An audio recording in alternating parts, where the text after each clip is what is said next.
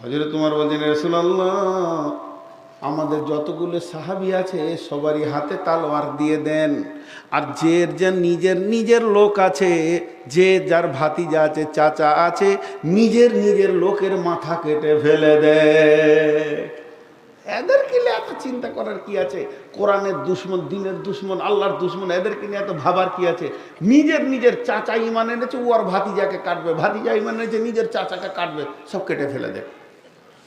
এইরকম ঝাঁসরা করতে করতে আবু বাকারের পালা।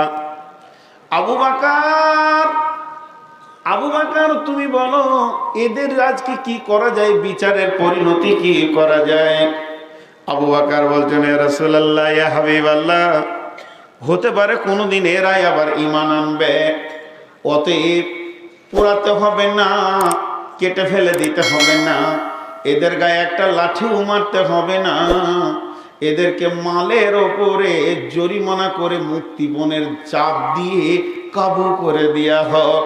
আল্লাহর নবী বললেন, ঠিক আছে, আমার ফয়সালা হচ্ছে, সকলের রায় শুনে নিলাম, আমি আখিরি নবী, শেষ বিচারের ফয়সালাটা দিচ্ছি, এদের কাছে মুক্তিপণ গ্রহণ করে নিয়ে এদেরকে ছেড়ে দেয়া হোক।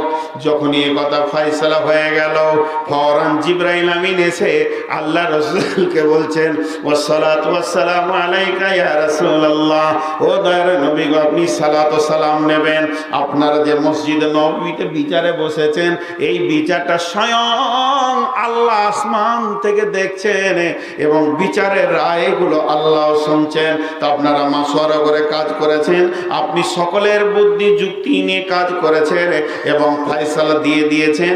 আমার রব আপনাদের উপরে রাজি হয়ে গেছে, এর উপরেই আমার আল্লাহ রাজি হয়ে গেছে, কোনো অসুবিধা নাই।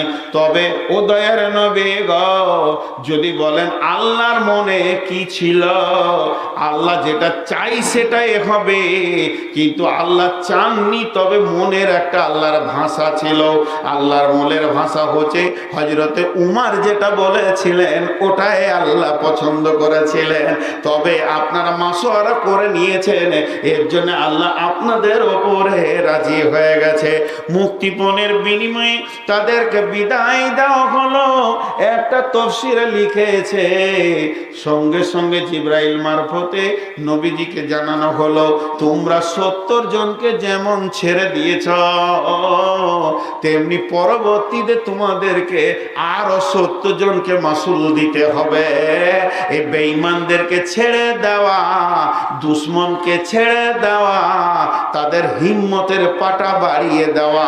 অতএব জেনে নাও ও দয়ার নবী গো, তোমরাও 70 জন দেওয়ার জন্য রেডি হয়ে যাও।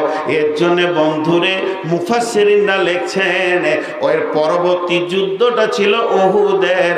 ওহুদের দিনও মুসলমানদের 70 জন শহীদ হয়েছে,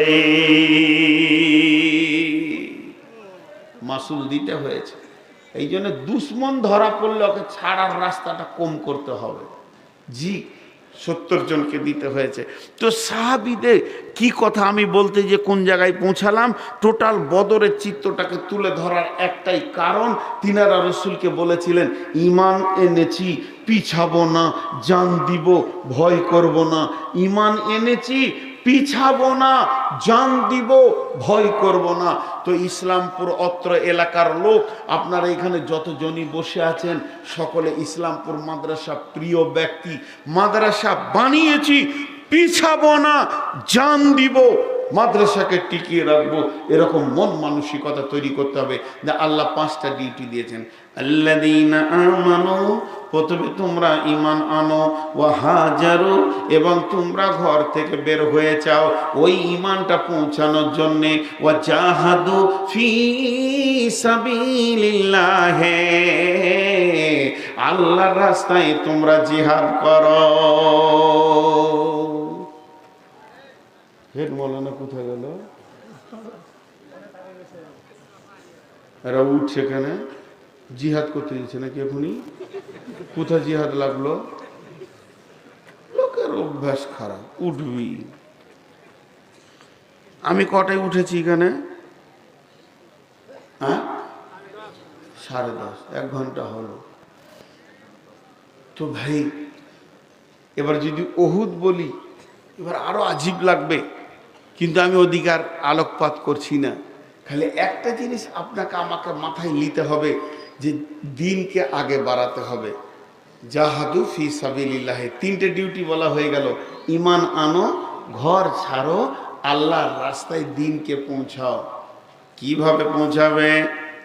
কোন জিনিসের দ্বারা পৌঁছাবে?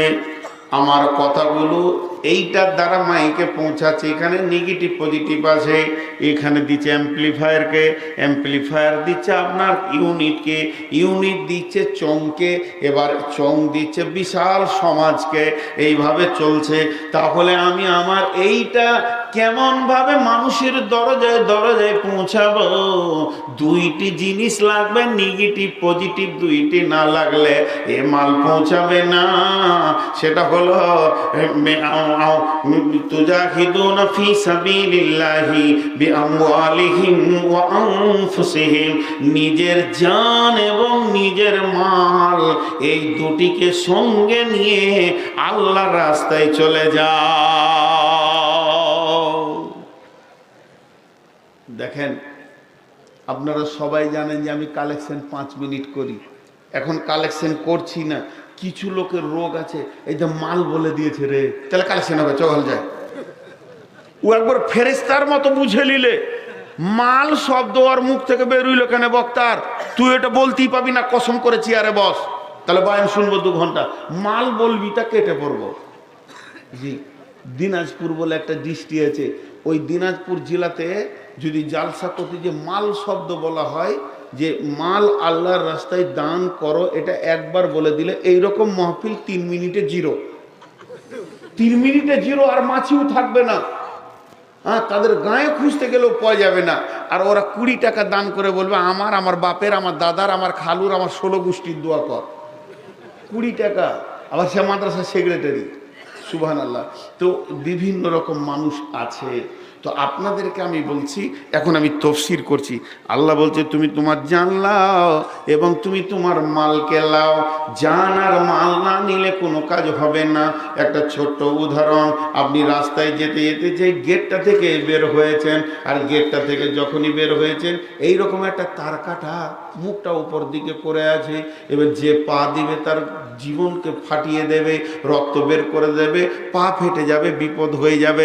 কিংবা একটা কাঁচের টুকরো পড়ে আছে, তাহলে আপনি যদি ওকে জালসা শুরু করে দেন, তার কাটারে কাঁচরে সরে যাও, সরে যাও, মানুষের অসুবিধা হবে, ও জীবনেও সরবে না, ওই রকমই থেকে যাবে। তাহলে আপনাকে জালসা করতে হবে না 2 ঘন্টা 5 ঘন্টা বক্তা নিয়ে, শুধু সামান্য সময় দিতে হবে।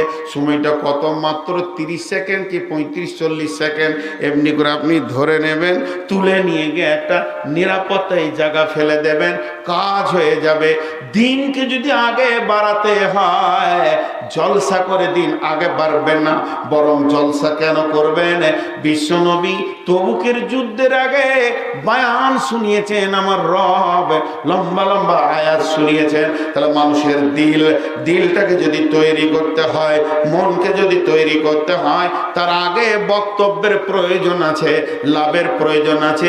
কি কাজ করলে কি পাওয়া যায়, এর জন্যে এটা বক্তব্য হয়ে যাবে। এটা তবলিগ নয়, দরজায় দরজায় ঘোরার নাম হচ্ছে তবলিগ। তাহলে দিনকে জান আর মাল নিয়ে পৌঁছাতে হবে। বিশ্বনবী সংসদ ডেকে দিলেন। যখন খন্দকের খবর কাছে আসলো, বিশ্বনবী সকলকে বললেন বসে যাও রে আমার সাহাবীরা। সাহাবীরা বসে গেলেন। আল্লাহ নবী বলছেন শোনো, আমি খবর পেয়েছি গোয়েন্দা মারফতে, মক্কার কাফের মুশরিকেরা মদিনার উপরে আক্রমণ করার জন্য মদিনার আশেপাশে গোত্রগুলোকে খেজুরের লোভ দেখিয়ে তাদেরকে হায়ার করে চলে গেছে। হে মক্কার মদিনার লোকেরা, তোমরা একটা কাজ করো, তোমরা খেজুরগুলোকে আমাকে আগে আগে জমা করে দাও, আর এই খেজুরগুলো আমরা যদি আগে বন্টন করে দিই, তাহলে ওদের খেজুর আর নেবে না, ওদের হয়ে জিদ্দ করবে না।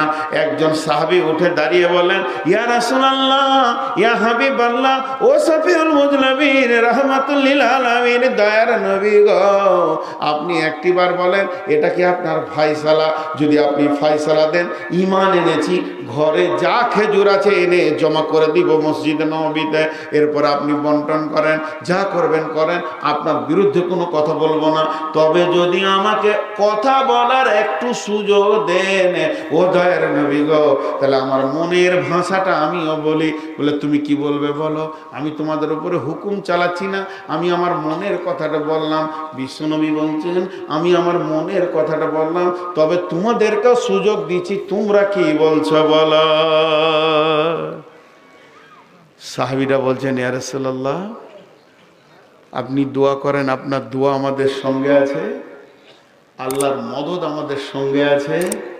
যেখানে রসুলের দোয়া আল্লাহর মদদ আছে, সেখানে মদিনার খেজুর তো দূরের কথা, বেঈমানদেরকে একটা আঁটি নিয়ে যেতে দিব না, জিহাদ করব। দেখেন কত মজবুত ঈমান। বিশ্বনবী খুশি হয়ে গেলেন। তারপরে খন্দক খননে নামলেন। লম্বা চওড়া ঘটনা আছে। খন্দক খননে নামলেন, খন্দকের যুদ্ধ হলো, পরীক্ষা খনন করলেন। এই বুদ্ধিটা কে দিয়েছিলেন? হযরতে সালমান ফারসি রাদিয়াল্লাহু তাআলা আনহু। জি ভাই, আজকে আমাদেরকে আল্লাহ তাবারক ওয়া তাআলা 5টা জিনিস করতে বললেন, 5টা আমার বলা হয়ে গেছে। সেই 5টা কি? আল্লাযীনা আমানু, তোমরা ঈমান আনো, ওয়া হাজারু, তোমরা ঘর ছেড়ে বের হও ঈমান আনার পর, ওয়া জাহাদু ফি সাবিলিল্লাহ, আল্লাহর রাস্তায় তোমরা বের হয়ে যাও দ্বীনকে বাঁচানোর জন্যে, বিআমওয়ালিহিম ওয়া আনফুসিহিম, নিজের জান এবং নিজের মালকে নিয়ে। লাভ কি হবে? লাভ কি হবে? লাভ কি হবে? লাভ কি হবে? আল্লাহ বলছেন আযম দারাজাতান ইনদাল্লাহি ওয়া উলাইকা হুমুল ফাইজুন, বাশশিরুহুম রাব্বুহুম বিরহমাতিন মিনহু রিজওয়ানিন ওয়া জান্নাতিন লাহুম ফিহা নাঈমুম মুকিম খালিদিনা ফিহা আবাদা ইন্নাল্লাহা ইনদাহু আজরুন আযীম।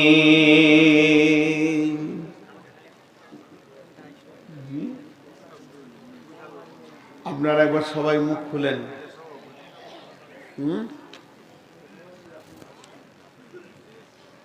ওটাকে তোমার ব্যবস্থা আমি করব, মাল কিনো আরো। এই লোকটার প্রতি আমার দুর্বল আছে। এর মতো অপারেটর আমি পশ্চিমবঙ্গ বাংলাদেশ কোথাও দেখিনি। মাইক চালানোর দক্ষ লোক। মাল যদি না থাকে তা ফাল কি কারো পাছায় মারবে? মাল কিনো, বড় মিউজিক মনিটর, খালি টাকাওয়ালা খেয়েছে আর ব্যাংকে জমা করছে। মাইক ভালো আছে মাশাআল্লাহ, এই বছর ভালোই চলছে, অপারেটর ভালো। যে আমি যে কথাটা আপনাদের সামনে এখন বলছি, দেখেন আল্লাহ তাবারক ওয়া তাআলা বলল তোমাদেরকে আমি 5টা জিনিসে। বদরের যে যুদ্ধে সাহাবীগুলো গিয়েছিল, ইসলামের প্রথম যুদ্ধের নাম কি? বদর। ইসলামের প্রথম যুদ্ধের নাম কি? এতগুলো লোক মুখ খুলে না। ইসলামের প্রথম যুদ্ধের নাম কি? বদর। তো এই বদর সাহাবীরা কি লাভ পেয়েছেন আল্লাহর কাছে? ফজিলত। জি, বদরি সাহাবীদের আগের গুনাহ মাফ, পিছের গুনাহ মাফ। কত বড় লাভ!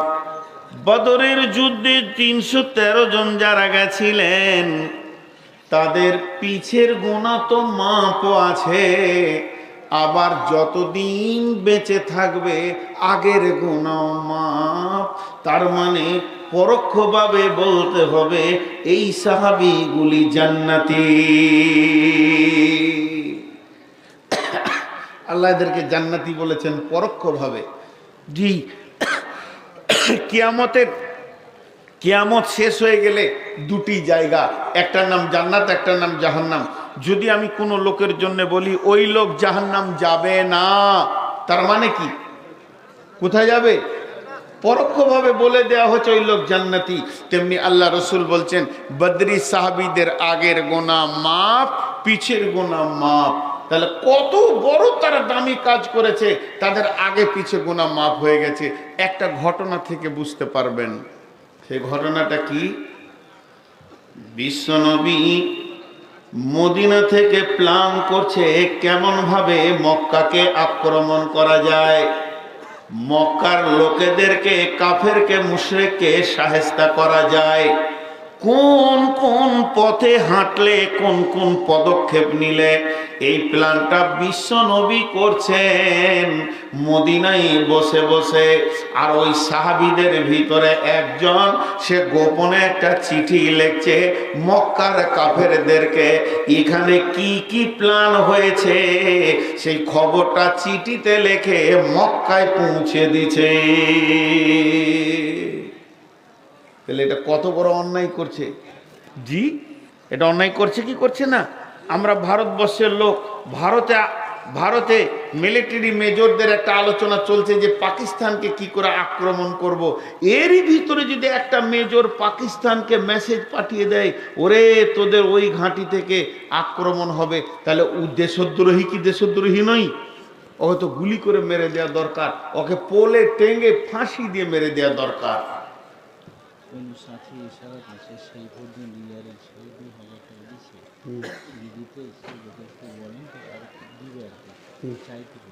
কিন্তু চাবো তো, হ্যাঁ কই দাঁড়ান তো, আর 2 মিনিট সময় দেন।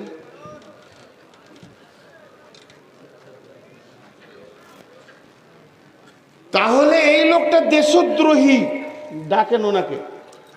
দেশদ্রোহী কি দেশদ্রোহী নয়? রসুলের সাহাবীদের ভিতরে মদিনাতে বসে রয়েছে, আর মদিনার গোপন খবরও মক্কার কাফেরদেরকে দিছে। কথাটা বুঝাতে পারলাম? সেই সাহাবীটার নাম হাতেম বিন বালতা। হাতিম তার নাম, সে বালতার ছেলে হাতিম। এই খবরটা জিবরাইল মারফতে নবীজি পেয়ে গেলেন। আর নবীজি যখন পেয়ে গেলেন, নবীজিকে জিবরাইল বললেন, ইয়া রাসূলুল্লাহ, আপনার সাহাবীদের ভিতরে একজন গোপন খবর, মদিনার খবর মক্কায় পৌঁছে দিছে, আর একজন মহিলা ওই চিঠিটা মক্কায় নিয়ে যেছে, সে অমুক একটা জায়গায় রয়েছে, তাকে তাড়াতাড়ি ধরেন। 2 জন সাহাবীকে পাঠানো হলো, একজন হলো হযরতে আলী, আর তার সাথে একজন, 2 জন ঘোড়া নিয়ে দ্রুত গতিতে দৌড়ে গিয়ে ঠিক যে জায়গায় জিবরাইল বলেছিলেন, রাসূলুল্লাহ সাল্লাল্লাহু আলাইহি ওয়াসাল্লাম যে জায়গার লোকেশন দিয়েছে, ওই জায়গায় গিয়ে দেখছে একজন মহিলা রয়েছে। হযরত আলী বলছে, তোমার কাছে চিঠি আছে, দাও। বলছে, কি জানি চিঠি আবার কি কি জানার কথা। প্রথম অস্বীকার করছিল, যখন চাপ দিল তখন অস্বীকার করলো। হযরত আলী শেষকালে বলল, তুমি যদি চিঠি না দাও, এবার তোমার গায়ে আমি হাত দিব এবং তোমাকে নাঙ্গা করব। চিঠি আমি বার করবই। বিশ্ব নবী বলেছেন তোমার কাছে চিঠি আছে, এটা না হতে পারে না। তখন দেখলে উপায় নাই, আমাকে যদি কাপড়গুলো খুলে নাঙ্গা করে দেয়, বেজ্জতি হয়ে যাব। ও তখন হাতটা পেছন দিকে নিয়ে গিয়ে মাথার চুলের ঝুঁটির ভিতরে ওই গোপন চিঠিটাকে বের করলো। বের করে হযরতে আলীর হাতে দিয়ে দিল। হযরতে আলী চিঠিটা নিয়ে দ্রুত গতিতে ঘোড়াতে মদিনায় এলেন। মদিনায় আসার পর দেখছেন ওই চিঠিটাকে লিখেছে হাতেম বিন বালতা। সেই হাতেম তখনও পর্যন্ত রসুলের সাহাবীদের ভিতরে বসে আছে। চিঠিটা রসুলকে দেওয়া হলো, প্রকাশ হয়ে গেল কে চিঠি লিখেছে। সেই অপরাধী লোকটা বসে আছে। এমন সময় হযরত উমর উঠে দাঁড়িয়ে গেলেন, তলোয়ার বের করে নিলেন। বলছে, ইয়া রাসূলুল্লাহ, আবার কি সময় নিচ্ছেন? আপনি হুকুম করেন ওর মাথাটাকে কেটে ফেলে দিই, আমাদের গোপন খবর কাফেরদেরকে দেয়। এমন সময় নবীজি কি ভাষা ব্যবহার করছে দেখেন, উমর রে, তোমার মাথা কাটার অধিকার নাই। উমর রে, আমারও শাস্তি দেওয়ার অধিকার নাই। হাতেম বিন বালতা বদরের সাহাবীদের লিস্টে ওর নাম আছে। আর স্বয়ং আল্লাহ বলে দিয়েছেন, বদরের প্রান্তে যতজন হাজিরি দিয়েছে তাদের পিছের গুনাহ মাফ, আগের গুনাহ মাফ। অতএব ওর অন্যায়টা আল্লাহ মাফ করে দিয়েছে। তোমার আমার শাস্তি দেওয়ার কিছু নাই। হাতেম বিল মালতা চোখের পানি ছেড়ে বলছেন, ইয়া রাসূলুল্লাহ, আমি বড় অন্যায় করেছি, বুঝে নিলাম, তারপরও আমার কথাটা একটু শুনেন। আমার ছেলে মেয়ে এখনো মক্কাতে রয়েছে, তাদের উপরে দিনরাত অত্যাচার চলছে, তাদের চামড়াগুলো মেরে মেরে ঘা করে দিয়েছে, আর আমি এখানে রয়েছি। তাই আমি চিঠিটা দিলাম যাতে করে তাদের মারটা খানিকটা কম হবে, এই ভেবে দিয়েছিলাম। কিন্তু এত বড় গুনাহ করেছি ভাবতে পারিনি। আমিও তওবা করছি দয়ার নবী গো, এরকম পাপ আর আমি করব না। অতএব বন্ধুরে, আল্লাহ দ্বীনকে বাঁচানোর জন্য যখন মানুষ এগিয়ে আসবে, আল্লাহ তাবারক ওয়া তাআলা তার গুনাহকে মাফ করবেন এবং সম্মানকে আগে বাড়িয়ে দেবেন। জি, আল্লাহর গোলাম, রসুলের উম্মত, এগুলো ভাবি, এগুলো ঘটনা ইতিহাস শোনার জন্য নয়, তারা তারা জিন্দেগি দিয়ে তৈরি করে গেছেন, আর আমরা পারছি না। আল্লাহ বলছেন আমার দারাজাতান ইনদাল্লাহ, এই 5টা কাজ যে করবে আল্লাহর কাছে তার সম্মান বেড়ে যাবে, অনেক বেড়ে যাবে। কতটা বেড়েছে যে আল্লাহ গুনাহ মাফ করে দিয়েছে। ওয়াউলাইকা হুমুল ফাইজুন। এটা ফেরকে দেখে মনে যে 3 দিনের নতুন বহু এসে বসেছে, তাহলে ঘুমটা নিয়ে চিনতেই পারি না ভাবছে কমিটির কোনো লোক আছে নাকি। ওয়াউলাইকা হুমুল ফাইজুন। ভাইয়া, শ্রদ্ধেয় ভাই এসে গেছেন, সময় আমি বেশি নিব না, তারপরও আমি এখানকার সন্তান, আমার লার পোতা আছে ইসলামপুরে, 5000 করে 20 জন অন্তত বলেন। আমি একটু অল্প সময় কালেকশন করব। আর ছাত্রগুলো কই রে বাবা, ওই ছাত্ররা তোরা একবার চাদর নিয়ে ঢোকতো, চাদর নিয়ে ঢোক, মজলিস ভাঙবো না, মজলিস থাক। মাদ্রাসার ছাত্র এই থাক, মাদ্রাসার ছাত্রগুলোকে ভর, যে ব্যাগ ট্যাগ দিয়ে দে, ভিতরে ঢুকে যাও। 5টা মিনিট টাইম নিচ্ছি, 5টা মিনিট মাত্র, ভিতরে ঢুকে ছাত্রগুলোকে ব্যাগ দিয়ে ভরে দে একটু বেশি করে। যাও, আপনারা প্রাণ খুলে এই গাছটাকে বাঁচিয়ে রাখেন, তাহলে আপনারা ফল পাবেন। এবছরও যথেষ্ট ফল এই গাছ থেকে আপনারা পেয়েছেন। অবাক লাগে, বাংলাদেশে বেশ কিছু বড় বড় লেভেলের লোক, সচিব, মন্ত্রী, এমপি, যারা আমার সঙ্গে বন্ধুসুলভ ব্যবহার করে, তারা বলে যে আপনি কোন মাদ্রাসায় পড়েছেন গো? ফিটু ডিলার কই, কোথা আছে ও? এই ফিটু ডিলার কার পাশে বসে আছে, ওকে তুলে নিয়ে আসেন তো। ও তো নিজে আসবে না, ওর পাশে যে আছে সে তুলে নিয়ে আসে। তো ওরা বলে যে মাদ্রাসাটা কেমন, আমি ছবি দেখিয়েছি দূরে থেকে, তো অনেকে মনে করে যে বিশাল বড় ধনী এলাকা। আমি বলি অনেক গরিব। গরিব হলো ওদের অর্থে গরিব, ঘর বাড়িতে গরিব, কিন্তু ওদের হৃদয়টা বিরাট বড় লোক, ধনী, আপনাদের থেকেও বড় ধনী। তারা অনেক ছেলেকে আলিম করে দেশ বিদেশে দিয়েছে, মাশাআল্লাহ, সে নাম আপনাদের আছে। আজকে আমি নিজের নাম করছি না, আস্তাগফিরুল্লাহ বলতে খারাপ লাগবে, আমি আলিম নই, আমার অত জ্ঞান নাই, আমি বলেছি। তারপরেও আমাকে কেন্দ্র করে গোটা বাংলাদেশ ইসলামপুরকে চেনে, বিধায় আপনাদেরকে বলছি, একবার আল্লাহর রাস্তে প্রাণ খুলে যার কাছে যা আছে, 5000 কই ডিলার, কই ডিলারটাকে, আর ওই ব্যাগ দিয়ে এর কালেকশন নিবে না নাকি গো? ছেলেগুলোকে দেন না ভিতরে, যাও তাড়াতাড়ি তোমরা ভিতরে যাও, আর যার কাছে যা আছে ভাই প্রাণ খুলে দিয়ে দেন। আপনারা বাইন শুনবেন ইনশাল্লাহ। কত আছে কি না? রফিকুল ইসলাম 5000। কি যে করে কিছু তো বুঝি না, আর দেওয়ার মতো ক্ষমতা নাই নাকি? তখন 200 টাকা দিয়েছিল না, বেশি কত? আর কিছুই নাই একবারে মোটেই। হ্যাঁ, আর 5000 দেওয়া যাবে না? 1000 দেন, 500 টাকা দেন ভাই। আচ্ছা, ওইটা রাখি। আর কেউ আছেন ভাই 5000 দেনেওয়ালা? অন্তদীপ আমিরুল 5000।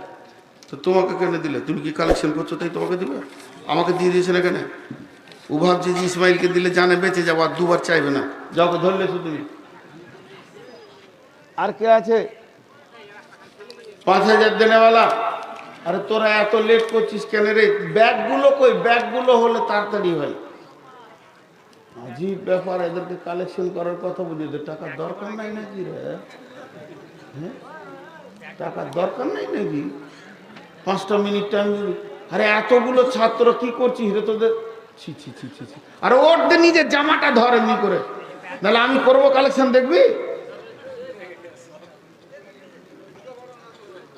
এতগুলো ছেলে মাদ্রাসার আছে, এখন দৌড়ে বেড়াচ্ছে। চলো এইটাতে একটা ঢোকো, 1 2 3, চলো তাড়াতাড়ি করে। মাশাআল্লাহ, দেন এই একটা এতে ঢোকো, আর দিয়ে দেন। জাযাকাল্লাহ। আর আপনারা প্রাণ খুলে দিতে থাকেন, ইনশাল্লাহ আমি ছেড়ে দিচ্ছি। মৌলানা সাহেব আসবেন, উনি বয়ান করবেন আল্লাহর রাস্তে। আপনারা দিতে থাকেন। 5,000 দেনেওয়ালা আর কেউ আছেন? 5,000 দেনেওয়ালা আর কেউ আছেন?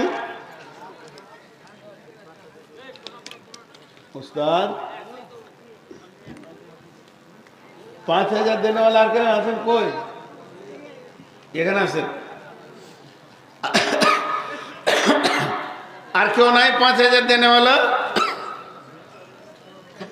জি, যা এতটি লোকের ভিতরে এই দুটো কাছে রাখে। দেখে নেবেন কোথাও কিছু পড়ে থাকে না, ডাইরেক্ট গাড়িতে বসবেন। হ্যাঁ জি। আর কেউ নাই 5,000 দেনেওয়ালা? ওই তোমাদের 5,000 দাও। হাসছে।